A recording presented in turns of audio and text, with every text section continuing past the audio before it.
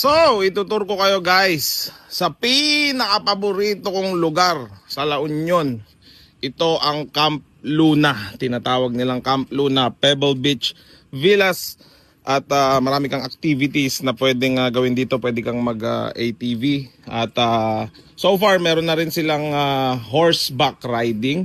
Ayan, masusubukan na rin natin yan. At ito nga pala, yung kanilang napakagandang swimming pool.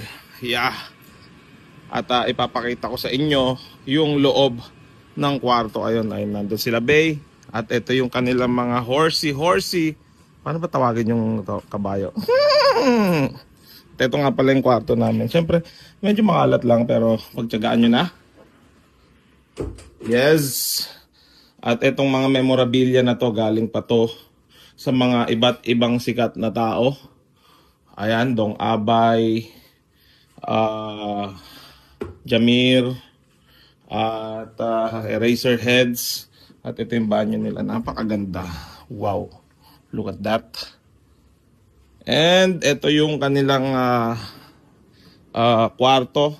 May kama dito sa baba. And then, ito may mga memorabilia pa galing sa ating, ayan, kila Sir Ellie. Ayan, E-heads. T-shirt nila, oh. At meron ding kwarto sa taas. Bibigyan ko kayo ng konting pasilip sa kwarto. Ayan, oh. Pag sawa ka na dyan magpahinga, dito ka naman, oh. Ayan, oh. Pwede kang gumapang-gapang dyan. And then, paglabas mo, nga pala, pwede kang mag-ano dito, Spotify, Pwede kang magpatugtog. Sabihin mo lang, hey Alexa. Ayan, play some music. Here's Spotify. Di ba? Lalabas na tayo, baka maano tayo eh. Copyright. Okay. Paglabas mo, ito ang bubungad sa'yo. Yeah, wala kaming ibang pinupuntahan dito sa La Union kundi itong Camp Luna. Mamaya papaliwanag ko kung bakit. Yes, sir. Maraming kwarto dito. Pwede kayong magstay, pwede kayong mag-lunch dito, pwede mag-almusal, and then pagdating sa gabi, pwede kang mag-bonfire dito.